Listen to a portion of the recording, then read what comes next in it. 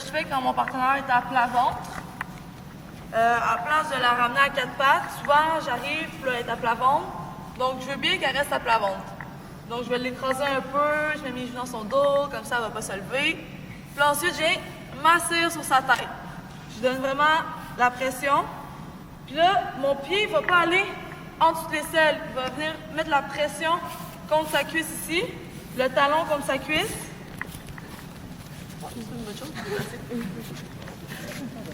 Donc, ça, c'est vraiment la pression que je vais mettre ici. La jambe est allongée. L'autre, là, je vais encore aller chercher la main, le coude à deux mains. Je vais sortir son coude. Là, ça y fait. Elle va pas trop résister parce que ça peut y faire mal à la tête. Puis, en faisant de la pression sur sa tête, c'est là que je vais pouvoir être capable de sortir son coude. Là, ensuite, c'est vraiment important qu'avec l'autre jambe ici, je fasse une autre pression sur son épaule. Donc, je fais une pression là, une pression sur son épaule et je tire le coude vers le haut. Là, ensuite, comme l'autre sankaku, je vais venir m'asseoir. Là, en ayant une pression toujours sur sa cuisse, ma jambe elle passe en dessous. Puis elle vient contrôler les bras ici. Puis là, après ça, je peux venir contrôler ce bras-là. Avec ce pied-là, je vais contrôler encore le bras ici. Je lève, je recule ma cuisse en dessous de sa tête. Parce que si ma cuisse est dans son dos, je ne vais pas être capable de fermer le sankaku. Là, quand la cuisse est rendue en dessous de sa tête, je peux venir fermer le sankaku. Puis après, je vais revenir à plat ventre. Pour revenir à plat ventre, je ne vais pas juste me tourner comme ça. C'est pas assez solide. Elle va juste monter, puis je vais revenir ce côté. Donc, je vais vraiment me donner un élan. Avec mon bras, je me donne un élan, puis je me mets sur mes genoux.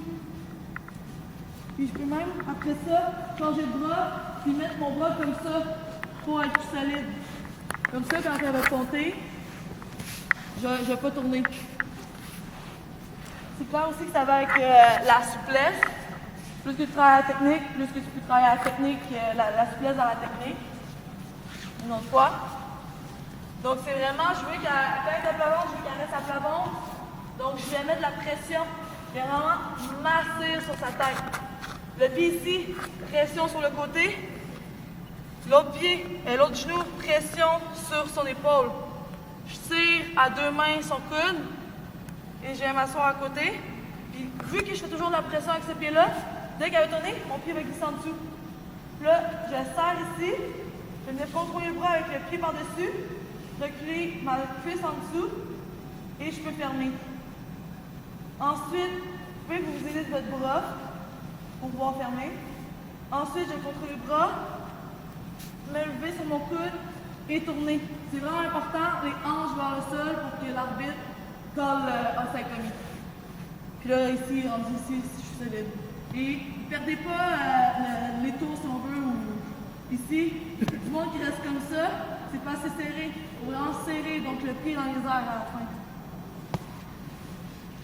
Est-ce que... Ah, c'est